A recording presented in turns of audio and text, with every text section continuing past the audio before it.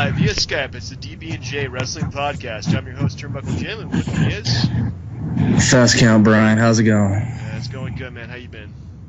I'm good. It feels like it's been a while, but we're back. We are finally back. It's been a little bit of a summer vacation for us, between work and moving and everything like that, too. So we actually have lives outside of wrestling. I know. Anything you want to highlight for your time away? Nothing that would get me into that I want to say that would get me into trouble. So no, I'm good. How about you? I don't know. I guess I'm a civilian again. No, I'm kidding. It's a great thing. I'm excited. So we'll see how it goes from here. All right. Well, by the way, did you see Guardians of the Galaxy yet? I did. I felt Batista deserved my money. You know, strangely enough, I think so too. I think he definitely deserved everybody's money in that movie. So, I need to see it again at some point because we had a bunch of drunk yahoos behind me that kept singing every song that came on, so it was so distracting, but it was really good from what I remember. It was a fun movie, and yeah, actually there really needs to be a movie similar to it. So if you had to grade the movie, what'd you give it? You know, it's hard because, I mean, what's your scale? Like, what's your best comic book movie? What's your worst comic book movie? I stopped doing like the best and worst comic book movies a while ago because there's just so many good stuff now, and there's been a few bad ones. I would say like for what it was definitely an A+. Yeah, I mean, for me, I agree, but as far as like best movie I've seen this year, I still think it's Captain America 2. Yeah, I think Captain America 2 is probably better as a movie, but this was so much fun to watch as a movie. It was very entertaining. Yeah, it was very entertaining, and it didn't. It knew what it was, and it didn't act pretentious and try to be anything else. And it was just a fun movie that really had a good time, whether you're watching it or in the movie. Real quick, so not a spoiler because it's not anything involved. Do you know who his dad is? Because I didn't even bother looking it up. His dad is like some alien guy. It's nothing to be. It's really not like some kind of. I mean, they might make it some kind of crazy thing, but it's nobody really special. All right, fair enough. All right. So Monday Night Raw. I watched this. Apparently, you did not. Yeah, I did a little bit of a transition thing to do, but I mean, I saw there's plenty to surprises for sure. Yeah, there was. I mean, overall, I would give the Raw probably a solid B+. There was no Paul Heyman on the show, no John Cena, but they had some pretty good promos for the match. So that made me excited to go and watch the match when it's going to come on. But no, I mean, I think overall it was pretty good. I mean, there was a few downsides. I mean, anything with Fandango and Layla and Summer Rae, they're all wasting their talents with it. It was really one of the biggest shit fests I've ever seen in wrestling. Yeah, it's just adding all those guys together is pretty crappy. But well, I'm sorry. Go ahead. Also, anything with Damien Sandow, that's crap too. And for whatever reason, I'm getting kind of tired of the Rusev versus Swagger feud. It's just getting really. I would say it's getting old. It's just getting stale, and they need to mix things up a little bit. Well, it's just because they haven't let Swagger get the upper hand yet. Not yet, but that's going to happen someday. Now, what did you think of Stephanie giving the Bellas pedigrees? That was awesome. She is probably the best heel in the company, which is saying a lot. But yeah, she giving them pedigrees, I think definitely makes Brie Bella. Is that what she's wrestling, Brie Bella? Yeah, I think. Okay, forgive me. So what's the stipulations here? Does she get her job back, or how's this work? No, she's dropped the charges if she could have a match against Stephanie. Oh, so she's still not employed. She's just working one match. No. She's working. She has her job back, but she's actually wrestling Stephanie. I don't know. It's something. It's something they're doing. I don't know what they're. Yeah, just enjoy it, okay? No. I was just trying because, could you see maybe Daniel Bryan interfering on his wife's behalf? Yeah. Seeing Daniel Bryan, I think he's gonna be expected there. He's gotta show up. Well, yeah, because I would hope he'd do that just so he'd stay fresh in the fans' minds, Because apparently he's not coming back till Royal Rumble. Oof. At the earliest. Yeah, I mean, his small neck problem turned out to be really, really big. All right, so what? Okay, now they had a beat the clock challenge for, was it Dean Ambrose and Seth Rollins? Yeah. Now I saw that the Del Rio Ambrose match was supposed to be really freaking good. I mean, what did you think of it? Yeah, I thought it was really, really good. Those two had really good chemistry with each other. Definitely had the whole urgency of beating the clock. The fact that it went 15 minutes is saying a lot, because you expect those matches to be over in 3-4 minutes, but they did a pretty good damn match. And the fact that it went to commercial timeout and they came back and they kept on wrestling, and there was a lot of good false finishers there. So yeah, I mean, those two really worked a pretty good show. Now, so did Dean say the stipulation for the match at SummerSlam or no? Yeah, what happened to press till SmackDown? So it's gonna happen.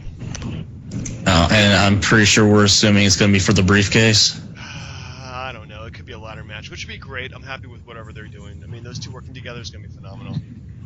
I'd rather it be in a steel cage. That way, they can't. Or Hell in a Cell, maybe? I don't know. Hell in a Cell, steel cage. They can have a freaking Judy Bagwell in a pole match, and it would be great. Oh, God, can you imagine how she looks today? That's rough. She's still alive. Anyway, she was rough. She was rough then, but no, I mean, okay. How about this? How about the fact that even though, Heath Slater getting the win, even with a little surprise roll-up. I mean, Heath Slater? I mean, come on now. Yeah, that was pretty... It was big for Heath Slater. I mean, what can you say? I mean, I read the thing where they said this might be an actual good thing for him because he eliminates Cesaro at Battleground and then he beats Seth Rollins. I mean... He could be in for a push. You never know. He's been there long enough. My God. Yeah. But yeah, I mean, for everything I saw, I'm definitely going to watch it as soon as it comes out on Hulu. Is this just SmackDown, or is Raw and SmackDown come on Hulu? Do you know? Raw and SmackDown. It should be on already on Hulu. Yeah, I'll definitely check it out. Actually, the match of the match of the show was Roman Reigns versus Kane. Last man standing match. Right. That was really, really good. It definitely made me believe in Roman Reigns as a singles wrestler. And Kane really put him over too. So overall, that was really well done. So what are they going to do with him now? Because he handed the mask over to Stephanie and just I'm not your monster anymore. I'm not good enough. He'll probably go back to suit and tie Kane. I don't know. Maybe he's the authority. Maybe they put in somebody else. Kane, he's been around forever. He's been around for, at this point, it's almost 17 years, and that's really long. Yeah. I'm thinking, nightmare scenario, Kane leaves and Big Show comes back and you owe us, we own your house again, or something god awful, where Big Show's the new stooge. We'll just see where things fall, but I haven't heard anything really at this point with the new storyline wise. So we'll see. Well, let me ask you then. Do you think this Raw, even with your B+, did enough to help push some of the SummerSlam matches along, the undercard at least? Yeah, I think it definitely pushed along. Brie Bella versus Stephanie pushed along. Dean Ambrose versus Seth Rollins. Reigns versus Orton. So all those matches were pretty good, or all the things leading into it. Even Cena versus Lesnar, they had the backstage with Lesnar, and Lesnar is just unabashedly saying he's just going to destroy John Cena. So it's great. Yeah. Are you surprised? I'm sorry we're going on, Stanley. Are you surprised that they don't have a Triple H match? But he's been working a bit more than usual. He was at WrestleMania. He was at the pay-per-view after that. Yeah. And the pay-per-view after that. So that's 3 pay-per-views in a row he was wrestling. So I think that too much Triple H at this point would be a problem. But yeah.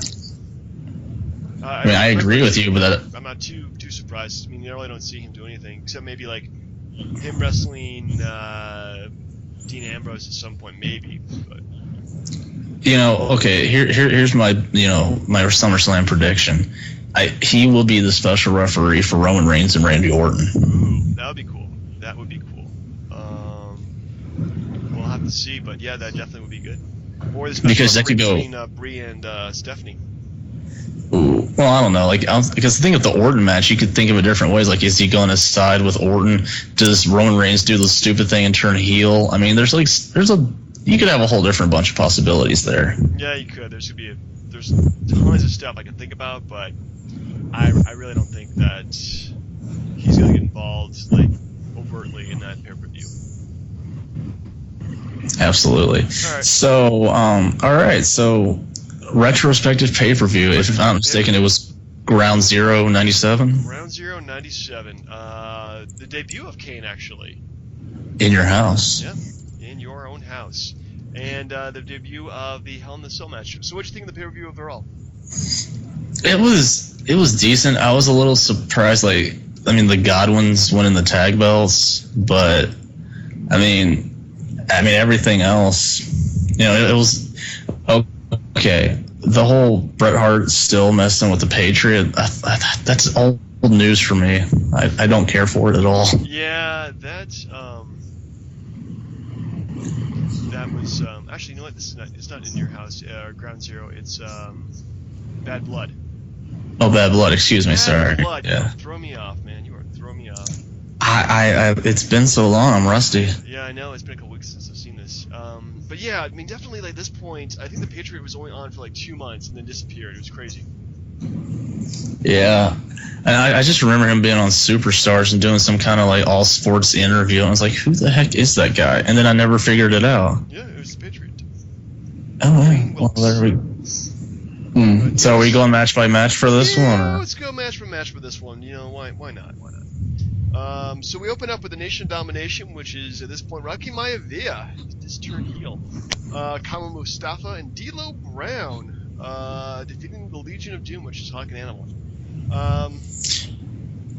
Oh yeah, they were supposed to have been like a 6-man, but Shamrock was too injured apparently, so they had 3-on-2. But, yeah. This is Rich for the Rock. Go ahead. No, I was just thinking, it's so hard. With the Nation, not the Nation, but with Legion of Doom, it's just like there's completely smash mouth guys, but I don't necessarily know if their styles fit that well. I feel like the only person that would take a lot of abuse in the match was The Rock because he wasn't the big bruiser. Yeah, he was a bit more of a, I don't know what his style was at that point, tactician. High energy kind of guy. So, but yeah, I think overall the match was okay. It was decent, but without seeing any kind of build up to it, then the match kind of loses all its charms. Yeah, definitely. And I don't know personally. At that point, was Legion of Doom still attracting a lot of fans? But to me, I thought they were kind of past their prime, so to speak. Yeah, their payday was early 90s, so these guys were just really living off their names at this point. So they lost a lot of steam. Yeah, at least this isn't when later on in the next year when they fought the New Age Outlaws and they were just made to look like they were old dinosaurs. Yeah, even if Legion of Doom 2000 was Sonny. Yeah. We miss you, Sonny. Yeah, I miss Hot Sonny. I do. Yeah, before she went all coked up and everything. That was nothing good, Sonny.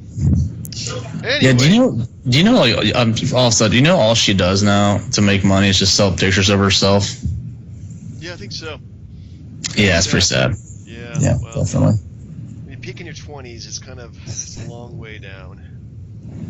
Yeah. Anyway, speaking of this is depressing. The whole show was kind of not foreshadowed, but had the shadow of Brian Pillman's death over it too, which was just hours before the show as well. Yeah, I know I said it to you when we were eventually watching the thing, but the way that Vince brought it out to everybody, sure, if he died that day, the fans should know hey, Pillman passed, but he was just it's like if he knew it or didn't know, he was just speculating, could have been drugs, could have been alcohol, who knows, but he passed. Just say he passed, pay your respects, and then put more information out as it needs to be, the next night or following week.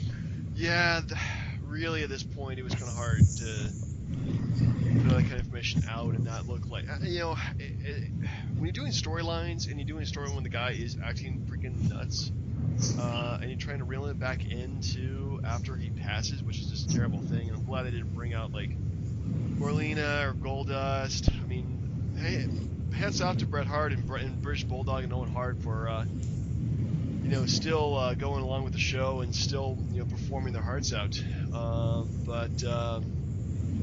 But yeah, it was definitely not an easy night for any of them really, or for any wrestling company. Did they ever do a tribute show for him? I don't think they did. Wow. Yeah. Actually, I say they did not do a tribute show for him, but he had not been in the company that long too, so I don't think it really. I suppose it's not an Eddie Guerrero or a Chris Benoit kind of length of time. Yeah, where they actually had or Owen Hart or man, but he was one of the first wrestlers to die at that point. He was only 35. Yeah, that's when they started. He was like the the linchpin, because they just Spicoli after that, Kurt Hennig, Rick Rude, it's just Boss Man, everybody. Yeah.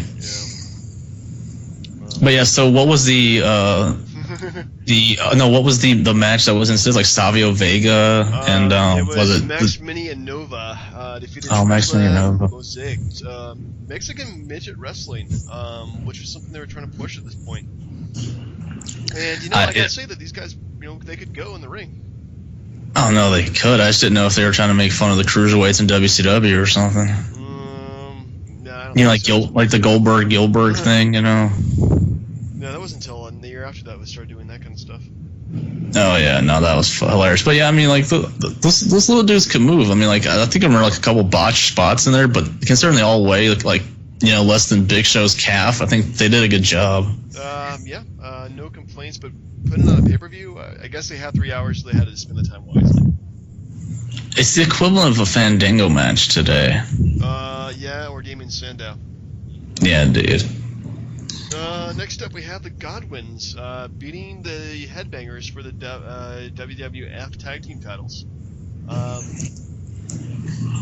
this was okay. I mean, but I guess this is the point where these pretty much put the belts on everybody.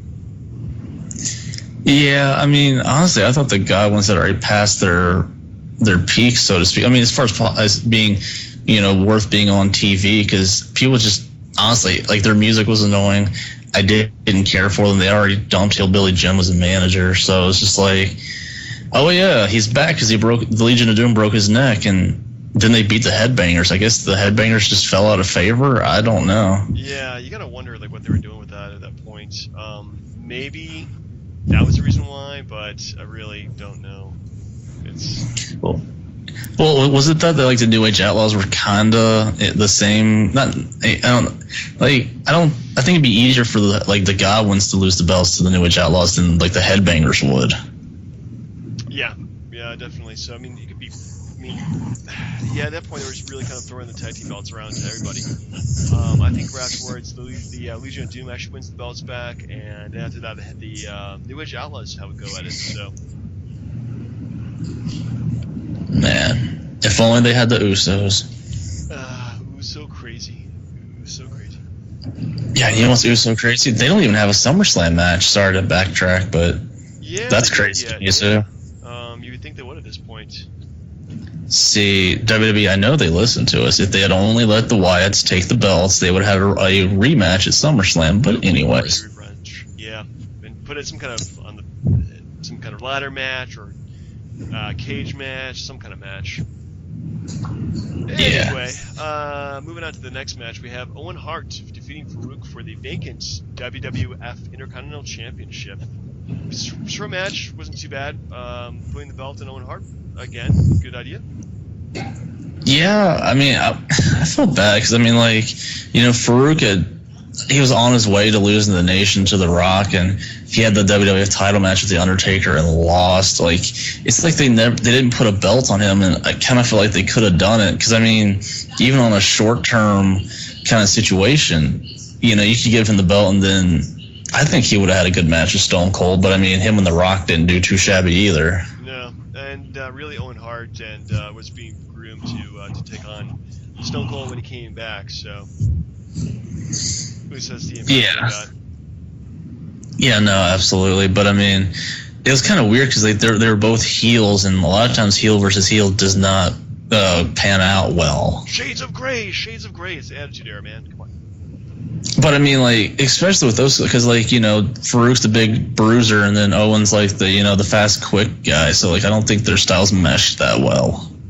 No, they wouldn't. But I think Owen Hart's a good worker. He can work for pretty much anybody. So why not? Yeah, and I mean, like, if you're gonna put the belt on anybody, you know, Owen's a dependable guy. Indeed.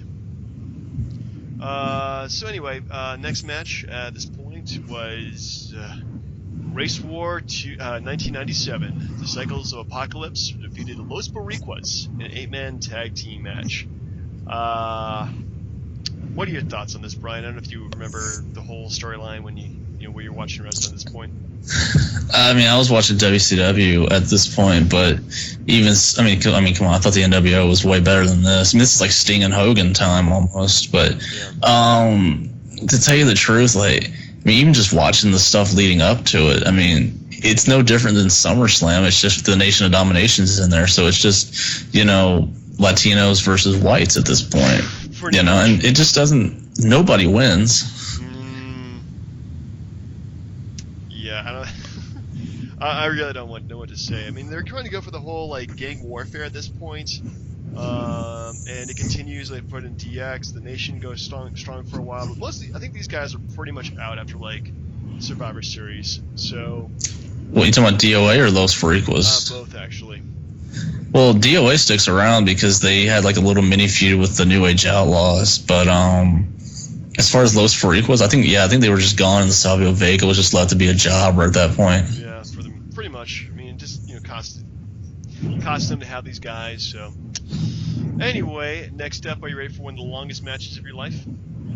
I'm ready. Let's go. All right, Bret Hart and the British Bulldog defeating Vader and the Patriot in a flag match. Man, I thought one of the most entertaining things was like the interview they did before the match where Vader just started swearing and like, you know, and everybody's looked like, what? Excuse me?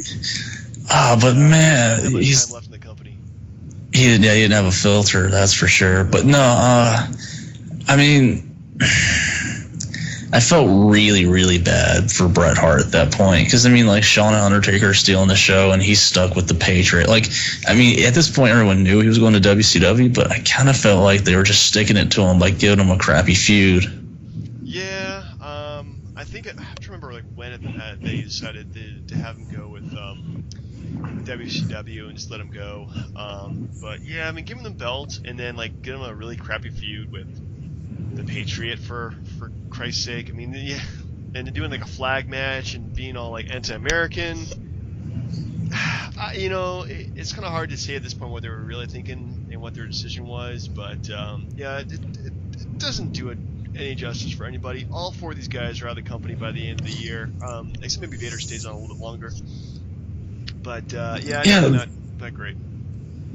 See, I mean, I don't know what you think, but like, I know he was, you know, billed as injured for their match, but I would have rather Bret feud with Ken Shamrock and he pulled the "I'm an American, I'm going to kick your butt" angle instead of just the Patriot. Yeah, that would have been much better than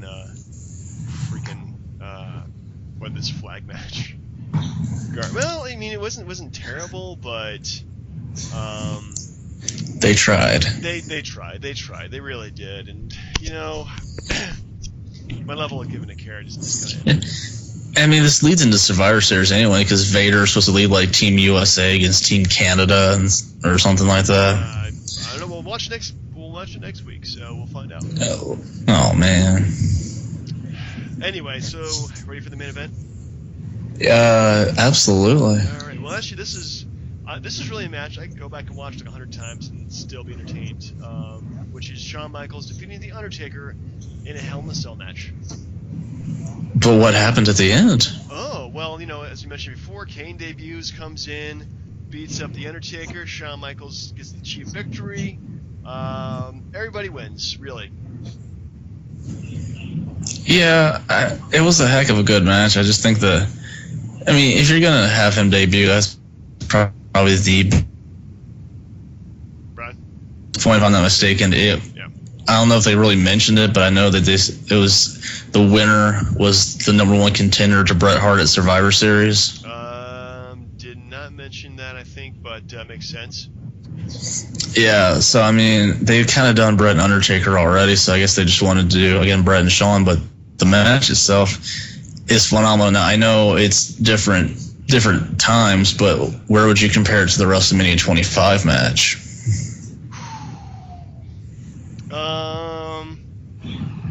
Man, I would say this was actually better. Well, because they were younger and they could do more at the time. Well, they're younger, they could do more, they can take higher risks, but also there's more storyline involved, if you ask me, than was going on in WrestleMania 25.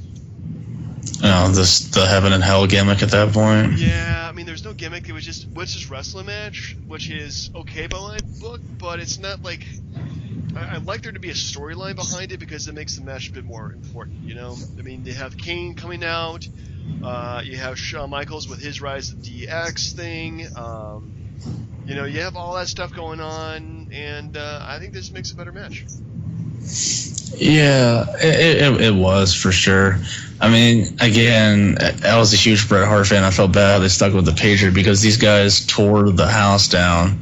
And I know, as much as Bret was always said that he was the best, it had to tear him up that these guys were, you know, having the matches of the night, and he was, again, stuck wrestling the Patriot. Well, he still had the belt, too, which is nothing to really, you know, ignore. But still, yeah, I mean, this really was the match of the night. I mean, they really did tell a great story. I mean, they had the Hell in a Cell, first and closed, steel cage match, and they even break out of that and fight on the top of it, and Shawn Michaels falls off and hits the table, and you know, Undertaker puts him through hell, literally. But still, Shawn Michaels ends up winning. I mean, come on, that's great.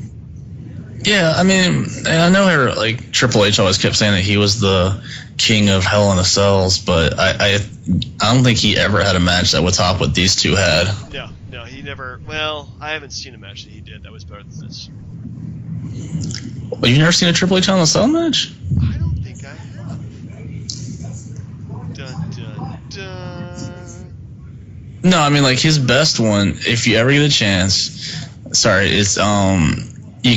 Triple H and Chris Jericho. It's Judgment Day 2002. Okay. It's like, you know, there's like, I know you did one with Cactus Jack where he had like, you know, there's like a barbed wire baseball bat that was lit on fire, that kind of thing. But Jericho Triple H, if you ever are bored enough and you remember this, that's the match to watch. Well, I'll have to check it out because I have the WWE Network for only $9.99 a month. Yeah, did you see how they're releasing that to international fans now? So like they said that'll help boost sales. Hopefully it will, because honestly it's a great thing and I really hate to see it go. So I think their expectations were higher than they should have been originally. Well, I mean, I don't think it should go. I don't want it to go, and I don't think they want it to go either. Do you think they want to, like, you know, show up with their like tail between their legs to get to the pay-per-view companies, like, hey, take us back? Yeah, I mean, they already got, I think Dish dropped them already, so I mean, it's it's kind of crappy that I don't think they're going to go back. I mean, Vince McMahon already has too much pride, but it's just going to take a while for it to catch on, I think, as a business model. Because really, would you order like a $60 pay-per-view, or would you just pay $10 a month and watch every pay-per-view they've ever made? I don't understand why it hasn't caught on as much as it did. I mean, honestly, because it's the authority shilling it out, and everybody just wants to stick it to the authority. Man, you know, maybe we should add that as like a stipulation to a match. We're like, you know what the stipulation is, Seth Rollins? If I beat you, the WWE Network is only $9 flat a month. It's like, wait, well, no, if I beat you, it's $11 a month. What? And then you're instantly shilling WWE Network every time you see them on the TV. Yep. Yeah, and the fans will be sick of it. I think we would be sick of it. We were already sick of it originally. Yeah, but then you would root for the $9, wouldn't you? Yeah, I definitely root for the cheaper price. price. So there we go. You know, turn the price up because it'll turn people off. But yeah, I mean, they're really, stuck. Yeah. So the pay-per-view, what would you give it? This one, well, let's see here. They had 1, 2, 3, 4, 5, 7 matches. I'd say that everything up until the last match was okay, but the last one definitely made a pay-per-view. So if I saw that, you know, back in '97, I would definitely give it a solid A just on the last match alone. Yeah, but I mean, okay, I understand looking back, you can appreciate it, but watching it then, were you cheering for Undertaker or HBK? I was never really a big Undertaker fan or an HBK fan at that point. I became fans of their work later on. I think at this point, I don't know who the hell to cheer for. I guess probably I was probably like cheering for Legion of Doom, Ken Shamrock. Goldust. Maybe Shawn Michaels, because, you know, I never really liked The Undertaker at that point. Yeah, fair enough. For beating Hulk Hogan back in '91. Well, that's Ric Flair's fault, you know. Just saying. Yeah. Well, anyway, so what would you get pay per view?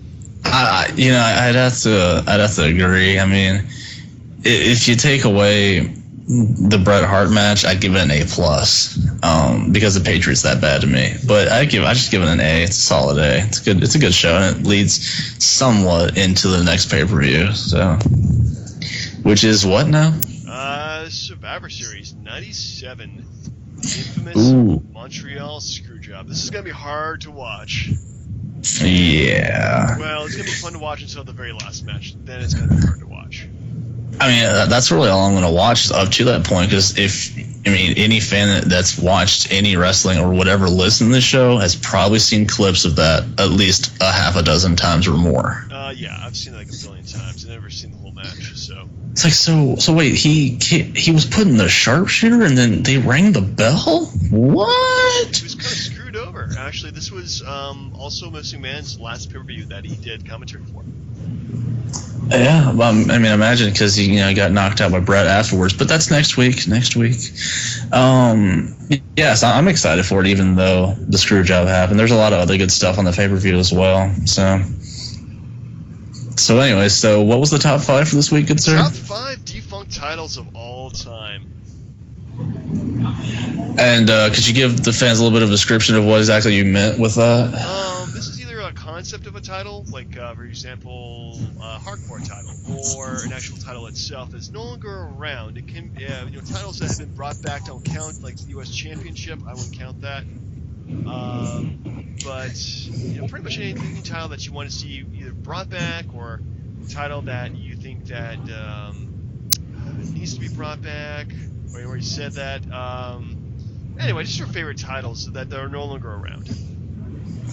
All right, and would you like to go first, good sir, since it's your list? It is my list. So my top, number 5 in the top 5 would be a 3-man title. Oh. Yeah, well, I know the NWA had one. They didn't use it that often. I think it was used by other promotions too. Can't remember the exact ones off the top of my head. I should have researched it a bit better. But, in the era of 3-man teams becoming big, whether it's 3-man band, or the Wyatts, or the Shield, actually, 2 of the 3 aren't around anymore. The original NWO. The original NWO. Having a 3-man title would be cool for having these, 3-on-3 matches that actually mean something, like, for some sort of title, which, they don't really have anymore. I mean, it was great because they had so many good 3 versus 3-man matches this year that you really needed a belt for that. So, I mean, would you make one belt and make it awesome, and or make 3 separate belts? Ooh. I would just do 3 belts. Now, if you remember, the Spirit Squad had 5 members, and they rotated around as the World Tag Champions. Well, then you would have the Freeport rule, and have any 3 members be able to carry them, to defend the belts. God, I want to correct myself. There's only 4 members that wrestled. Mitch never wrestled. Wow, you know more about the Spirit Squad than you should, really, at this point. I mean, how about, Kenny Dykstra? I mean, or whatever his name was. Anyways, dumb reference. Spirit Squad, go away. So my number 5, I wanted to go with something that was completely ridiculous, and I went for a tag team title that lasted a whopping 8 days in existence, and that is the WCW Cruiserweight tag team titles. Wow. I know it was a tournament for it. It ended on WCW Greed, which is like their last pay-per-view they ever did. I think it was Elix Skipper and oh my god, who's the Kid Romeo, and they beat Billy Kidman and Rey Mysterio, which was kind of a surprise. But I mean, I understood why they did it, because they had so many young cruiserweights that they wanted to give them a little bit more exposure, which I would be for today, but it would only work if the brand extension came back, because you would give more time to the cruiserweights, and that's something that's been lost for a long time, I think. Yeah, we definitely have lost cruiserweight wrestling, unfortunately. That was something that was around for, oh my goodness, that dominated the 90s, early 2000s, and yeah, that's something that really needs to be brought back, which I'll mention later on in my list. Yeah, I mean, as far as like that thing goes, I thought it was absolutely ridiculous. But I mean, for the time, like, considering WCW finally figured out how to push their younger talent, it was too little, too late. But I like the concept of that, because it's like, you know, extra high flyers. It's a big match, and I would actually want it back, to be honest. Yeah, I actually want it back myself, but unfortunately, cruiserweight wrestling is something that has died as an art form, which is quite sad. Yeah, you have to go to Mexico for that, probably. No, I mean, like, because I mean, that's where, like, I'm not just saying, but that's where a lot of that, like the Lucha Libre stuff is still going strong. I mean, it's not here anymore, because Rey Mysterio's not even wrestling, and he's the last of a dying breed. Yeah, you're right. I haven't seen Rey in a while. Was he injured, or just stopped giving a care?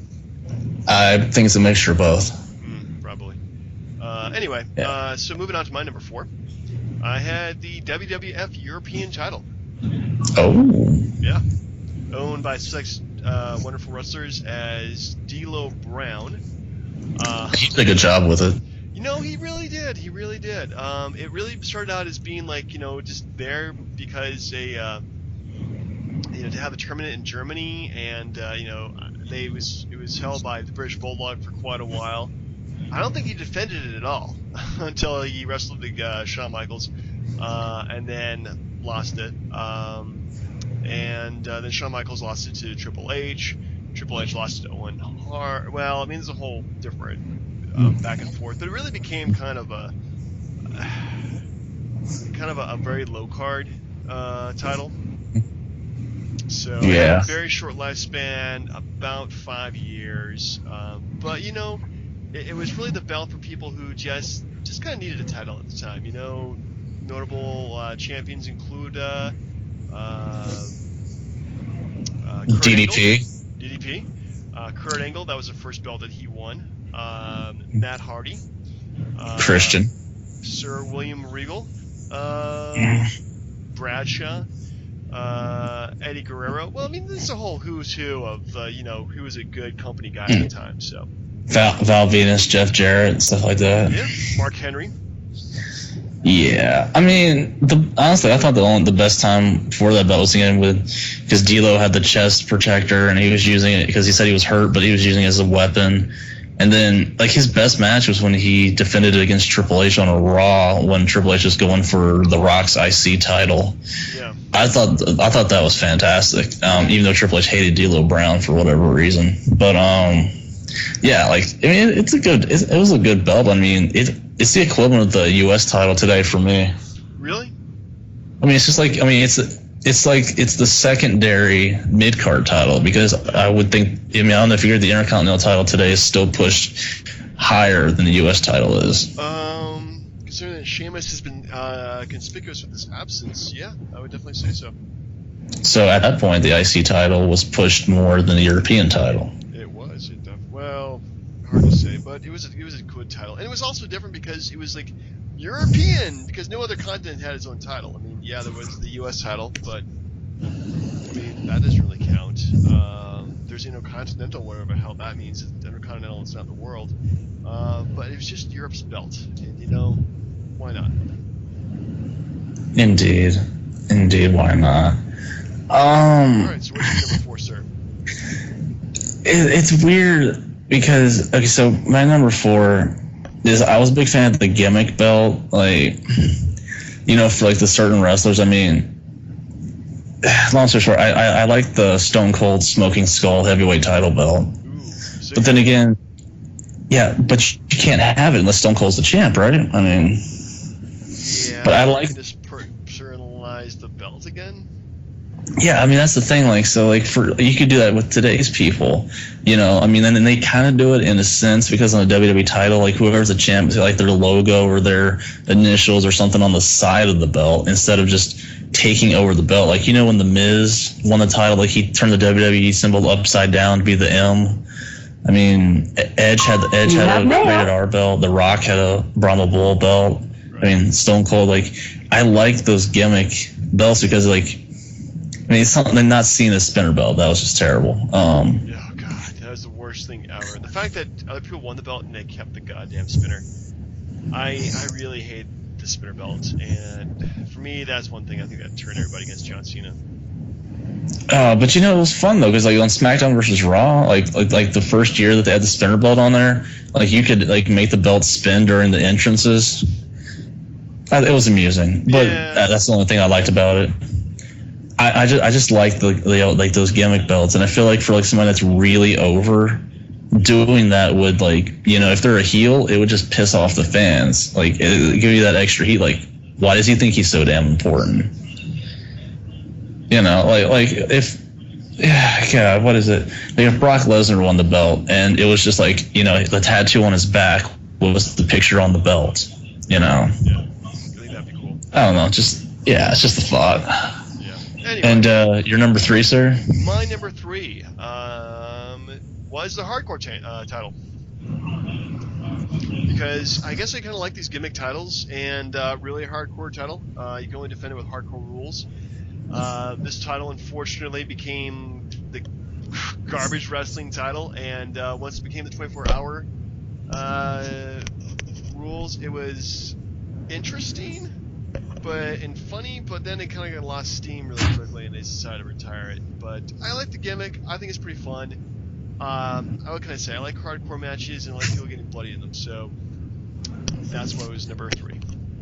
Oh god, I think that was on like a SmackDown D. Yeah, Brian? Folks, we occasionally have problems with Skype, and this is apparently one of them. Can you hear me now? I can hear you now. Yeah, sorry about that. Apparently a Facebook ad decided to knock me off for a second. That's what it is, being on my phone. But they had a match. It was the Headbangers again, and they were trying to go up against like Crash Holly, and they ended up going through like some Chuck E. Cheese playground kind of thing, and they ended up fighting in like the little kid ball arena or something like that, or the playpen. They had stuff like all over the place. Remember, it was that they had like the hotel room. WrestleMania, oh my goodness, in 2000 and WrestleMania 18. Yeah. When they kept on like having like belt like change like over and over and over again. I thought it was pretty funny. But who was your favorite hardcore champ? Favorite hardcore champ. Man, that's kind of hard to say. I guess probably the original Mick Foley. He was good. I'll tell you a good one that was very underrated. Jerry Briscoe. You think it's funny, but like the way that when they gave him the belt, like he would just like walk around all like, you know, scared and timid and like looking through like, you know, opening every door, looking through like every nook and cranny, trying to see if somebody was there to beat him up, and like he ended up getting knocked out, but I don't remember who it was. But I just like seeing like how scared and timid he was with the belt. He's like, I don't want to get beat. I thought it was fantastic. That was a funny thing about the belt, that anybody could win it, and anybody could beat the crap out of anybody else during it. So yeah. So I guess for my number 3, I know it's kind of hard to bring things back because the companies don't exist, but I would like the ECW TV title to come back. You know what? That was my number 1. Oh, dang, I'm sorry. Well, I won't speak too much on it, but I just think that it was just... Well, a lot of times, like, it was like the U.S. title, the Intercontinental title for that company. Like, it was the mid-card belt, and it signified the push for the heavyweight title. Like, you know, when Taz had it, you knew he was going to get up there to the, you know, the heavyweight title. Same thing with the RVD, except for he never won the ECW title, if I'm not mistaken. I don't believe he did either. He had a match against Rhino, but I don't think they ever, you know, pulled the trigger on RVD. But I just liked the fact that, you know, you had a mid-card belt that was, you know, really important, would main event pay-per-views, and was sometimes even bigger than the heavyweight title itself. It really was. RVD made the belt. I mean, he had it for, goodness, forever. 23 months. 23 months, good grief. So, yeah, what else can you say about that?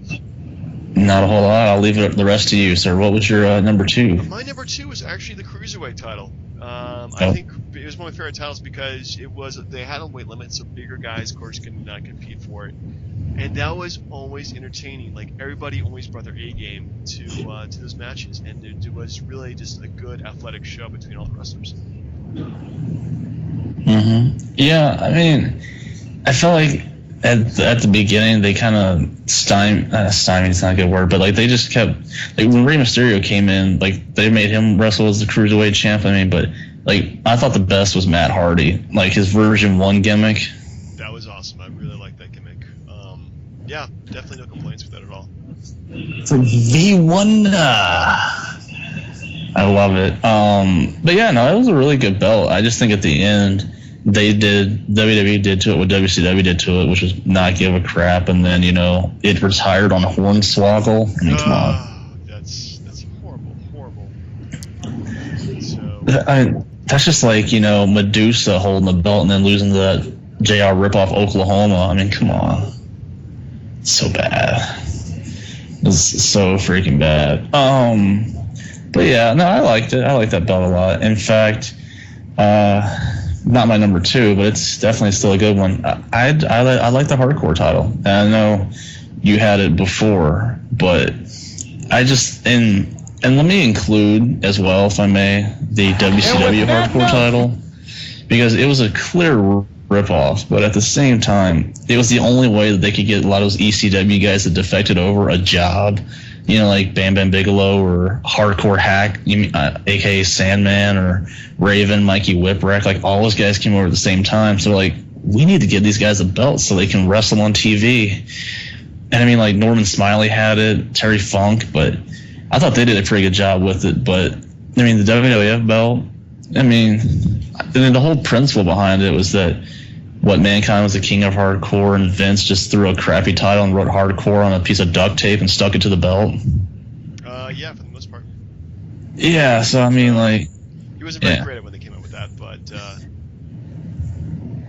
I mean, and it had its ups and downs before they got rid of it. I mean, it had its deserving guys, you know, like Tommy Dreamer had it, RVD had it for a little while, but I mean, like, Undertaker was hardcore champion. Maven was hardcore champ. Like, I mean, just the list goes on. Like Bradshaw. Like, come on, Bradshaw didn't need the belt. Everybody was hardcore champion at some point. Yeah, I think Jeff Hardy had it. He had a decent push with it, but I mean, it was just really entertaining stuff. And I mean, it would honestly. I mean, they can't really do it today because they can't show blood anymore. But I still think it was entertaining as hell. So I like it. Definitely.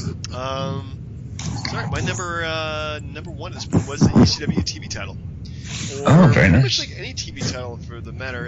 You know, WCW had TV title. And the thing about it was that they had like a time limit. So every match had like 15-minute time limit, which I thought was great. Until I guess they started ignoring it. But it was a good, like, even lower card gets to have a belt. So here's our TV title. Do with it what you will. Yeah, it did a lot to help some of the younger guys. You know, like Alex Wright had it, or no, not Alex Wright. That's WCW. Anyways, no, but I mean the ECW one, like I said, was absolutely fantastic. And even when Taz lost to Bam Bam Bigelow, and that match really went through the ring. Yeah. Yeah, like great. It was really, really well done. I don't think that was for the TV. Anyway, moving on. But yeah, I thought it was really good. I thought it was like pretty much when you say like TV title, you think like, oh, it's a crappy belt because it says TV and TV is less than pay-per-view, but no, I mean they definitely the people who had the belt like probably worked harder than the people who were world champion because they were actually like trying to make something out of themselves. Yeah, I completely agree. And I mean, they did a better job with it than WCW did because I don't know if you remember, but that belt pretty much died when Scott Hall threw it in the garbage. Yeah. He's like, I don't need this thing anymore. I don't get any TV dinners because of this. Being very clever there, Scott Hall. Yeah, very funny. So, what was your number one? I know, it's probably not the biggest sell of all time, but number one to me was the WCW Heavyweight title, which I know is technically the World Heavyweight Championship, but it's just more of like I miss the company being around, and as much as WWF title always changed from time to time, once WCW became WCW, like it was the big gold belt, and I always was drawn to that. I thought that was like the most coolest thing I've ever seen. So like the fact that even though they carried on with it, which was nice, like it's just more of like a remembrance of like I miss WCW being around, and I liked the heavyweight title when it was still part of that company, not on David Arquette, but I always got to bring the bad with the good, but I just miss the belt along with the company, so it's like a package deal for me. Yeah, you're definitely right about that. So, well, yeah. I kind of wish everything would be brought back. Unfortunately, I think they're going to get rid of the big gold belt and just have one belt for everything, which is fine by me at this point. Considering how Cena wears it, yeah. God, around your neck? Like some kind of barbarian? Good grief. Do you know how many, like, that SmackDown show was that? Like, a bunch of fans were wearing it just like him, and I was like, man, does Cena not know what he's doing is just completely stupid. Yeah, I think he does, but Vince McMahon tells him it's awesome, so he still keeps wearing it like that. You know, if he only listened or read the DB&J tweets on our Twitter account, or the Twitter account for DB&J. At DB&J Wrestling. I also have one at Fast Count Brian, although I need to start using that again. I've been falling off. I've been so busy lately, but you've had a little bit. So yeah, that's a really pretty good list, man. I like that. Yeah, good list. Even though we had some of the same, I think we had like two of the five are the same. I think the TV title was the same. I had the Cruiserweight tag belts. I think you just have the Cruiserweight belt. We both had the hardcore. And the hardcore belt. Anyway, so next week's list? Next week, it might be a little difficult to pull this off, but I'm going to try it anyway. It's going to be your top 5 favorite entrance music songs. Ooh, damn. That's a good one, but it's going to be freaking hard. Yeah, so like if you can get some MP3 tracks available and just, let it rip for a couple seconds, yeah, it is what I think that especially with guys like the Warrior, like Ultimate Warrior, like Hogan, like all those old guys, and even today, like entrance music does a lot for the characters. It really does. Like I'm not gonna lie, like for Edge, it did a lot for bringing people in, because he always had like up to date, up tempo like Rob Zombie or the new song he had. But point is, entrance music does a lot for the characters. So I'm curious what your top 5 would be. Yeah, I think I already have a top 5 list in my head already, but we'll have. Is the glass shattering at all? Like, no. Yeah, I'll have to think it out, man. This is actually gonna be really hard. As long as it's not NWO Wolfpack. Oh god. Anyway, so see you next week then. Yeah, absolutely. We miss you, Donnie. Yeah, we miss you, Chair Shot. All right. Well, for the DB&J Wrestling Podcast, this is Turnbuckle Jim. And it's Fast Count Brian. Have a great week, everybody. Have a good one, folks. Bye. Mm-hmm.